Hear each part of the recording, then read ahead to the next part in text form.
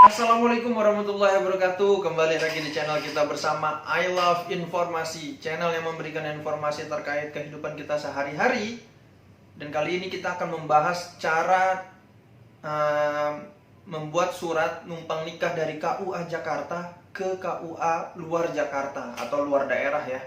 Jadi buat teman-teman yang KTP Jakarta, tinggal di Jakarta, ternyata nikahnya ke luar Jakarta, kita akan bahas cara membuat surat numpang nikahnya sampai dengan ke KUA-nya. Oke, langsung saja. Tapi sebelum itu, bantulah subscribe, like, share, and comment untuk mensupport channel ini agar bisa bermanfaat untuk banyak orang. Oke. Yang pertama, berkas pribadi kita yang harus kita siapkan, yaitu KTP, KK, KTP calon kita, calon suami atau calon istri, KTP orang tua kita, dan KTP calon mertua. Itu disiapkan aja buat jaga-jaga. Kalau ada yang diminta, setidaknya kita sudah punya. Kalau memang ada yang tidak diperlukan, tidak apa-apa. Tapi kalau buat jaga-jaga, itu harus dilengkapin semuanya, berkas yang saya sebutkan tadi ya. Setelah berkas itu lengkap, datang kita kedua ke RT RW. Minta 2 surat. Yang pertama surat pengantar untuk ke kelurahan, membuat surat PM1 di kelurahan. Kedua surat pernyataan bermaterai 10.000, sekarang kan 10.000 ya. Waduh, ada yang ngelas nih. Maaf ya kalau agak sedikit berisik di belakang, karena di belakang lagi renovasi. Maaf. Tapi insya Allah tidak menghalangi channel ini memberikan informasi kepada teman-teman dan mudah-mudahan masih tetap jelas ya. Jadi tadi ke RT minta surat pengantar untuk membuat PM1 di kelurahan. Kedua, membuat surat pernyataan bermaterai 10.000 bahwasanya kita belum pernah menikah, masih sejejaka atau perawan. Saya punya contohnya. Enggak saya deketin ya, karena kan ada data-data yang tidak boleh di-share. Jadi seperti ini ya teman-teman ya. Ini adalah contoh surat pengantar dari RT RW untuk ke kelurahan membuat PM1. Ada tanda tangan RT, ada tanda tangan RW. Kemudian ini contoh surat pernyataan bahwasanya kita belum menikah, bermaterai 10.000, tanda tangan orang tua kita, dari ketua RT tanda tangan juga, dan ketua RW tanda tangan juga. Oke, itu yang harus kita lakukan setelah melengkapi berkas-berkas. Itu yang kedua. Yang ketiga, kita harus datang ke kelurahan setempat untuk meminta PM1. Fungsi PM1 ini adalah untuk cek kesehatan di puskesmas, karena kita tahu peraturan sekarang bagi yang ingin menikah harus cek kesehatan, kemudian mendapatkan sertifikat kesehatan layak nikah gitu ya. Ini salah satu contoh PM1-nya nih teman-teman. Nah, yang ini udah saya taruh aja dulu ya. Nah, oleh yang ini contoh PM1 ya. Di sini ada keterangan PM1 di sini bahwa nama tersebut di atas akan melaksanakan pernikahan dengan calon bla bla bla di provinsi mana, di kecamatan mana, di kabupaten mana. Di sini kita tanda tangan dan ada tanda tangan kelurahan. Setelah kita dapat RT RW, setelah kita dapat PM1 dari kelurahan, baru kita pergi ke puskesmas kecamatan setempat. Di puskesmas kita akan diminta untuk tes kesehatan, disuntik, biasanya disuntik di sini. Kemudian darah kita dicek apakah kita ada penyakit menular atau kita sehat semuanya. Tapi mudah-mudahan yang mau menikah sehat semuanya. Dan walaupun ada penyakit-penyakit, dari pihak puskesmas menginformasikan tidak akan menghalangi untuk melanjutkan proses pernikahan, silahkan saja. Tapi setidaknya kita sudah tahu ada penyakit apa dalam diri kita, atau kita semuanya sehat walafiat. Kayak gitu ya teman-teman ya. Nah, nanti kalau sudah dites, kita akan mendapat sertifikat. Ini sertifikatnya ya. Sertifikatnya kecil sih, nggak gede kayak yang dibayang-bayangin tuh enggak. Sertifikatnya tuh kecil, nih kayak gini nih, segini doang.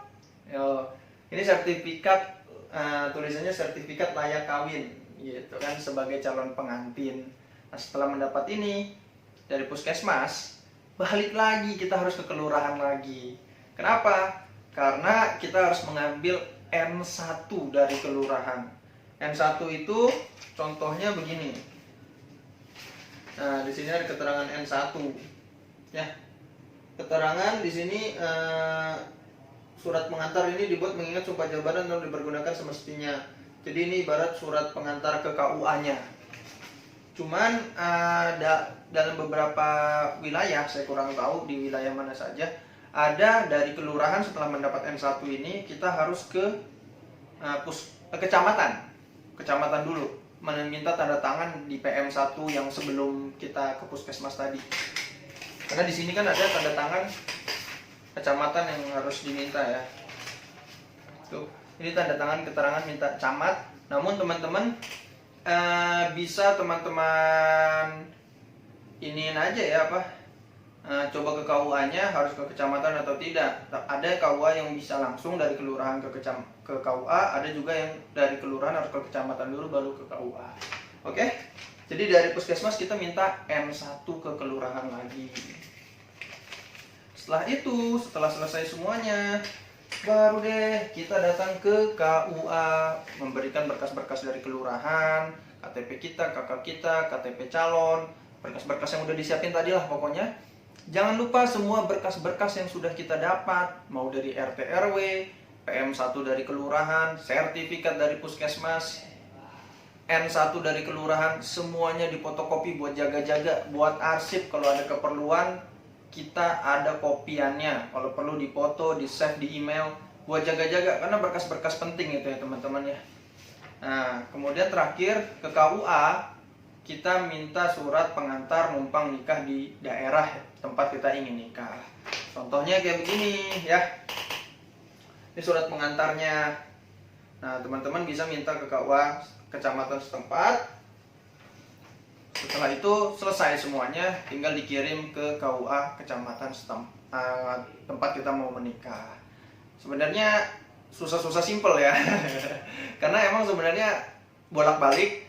Kadang satu hari nggak selesai, apalagi lagi pandemi kayak begini ya teman-teman ya. Satu hari bisa pelayanan itu bisa tutup ada yang jam 2, jam 3, bukanya juga lebih siang, biasanya misalnya jam 8, bukanya jam 9, tutup jam 3, tutup sekarang jam 2. Karena sedang pandemi ya, kita maklumin ya semuanya seperti itu. Untuk menjaga mobilisasi masyarakat supaya tidak banyak kerumunan. Nah, itu untuk berkas dan birokrasi kita harus kemana saja. Kemudian kita akan bahas biayanya berapa. Sebenarnya biayanya itu 0 rupiah, tidak ada biaya sama sekali. Namun kalau kita ada mau memberikan rasa terima kasih kepada RT, RW, kepada petugas-petugas yang lainnya ya monggo silakan saja, itu kan rasa terima kasih saja.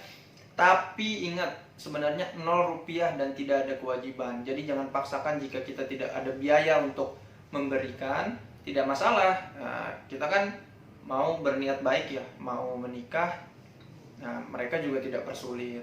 Jadi tidak ada biaya sama sekali dari RT RW, kelurahan, puskesmas, kelurahan lagi sampai KUA itu 0 rupiah. Kalau tidak ingin memberi jangan dipaksakan. Oke teman-teman. Nah, terus kemudian kapan selesainya surat-surat tersebut? Selesai pada saat itu juga. Yang agak lama mungkin di kecamatan ya. Maksud saya di puskesmas. Kalau dari RT RW langsung. Kalau dari kelurahan paling setengah jam sampai 1 jam, tergantung antrian. Kalau dari puskesmas, nah yang agak lama itu kalau kita datangnya pagi, misal jam 9, jam 10, baru jadinya jam 1 gitu. Nah kan itu kita habis itu ke kelurahan lagi, paling setengah jaman lagi. Dari KUA cepat. Nah, karena kan KUA nggak mungkin kan semua orang mau nikah di kecamatan itu, jadi KUA antriannya nggak terlalu banyak. Langsung jadi juga. Jadi sebenarnya langsung jadi di hari yang sama, paling hanya menunggu beberapa jam. Kendalanya tidak bisa karena kita harus kesana kemari. Jadi kita memakan waktu yang cukup lama. Belum kita mau makan, istirahat, sarapan, sholat, segala macam. Ya kan teman-teman ya. Ya mungkin itu saja kali ini yang bisa saya share, bisa saya informasikan. Mudah-mudahan bisa bermanfaat video kita kali ini. Cara numpang nikah dari KUA Jakarta ke KUA luar Jakarta. Bantu support channel ini, subscribe, like, share, dan komen. Terima kasih. Wassalamualaikum warahmatullahi wabarakatuh.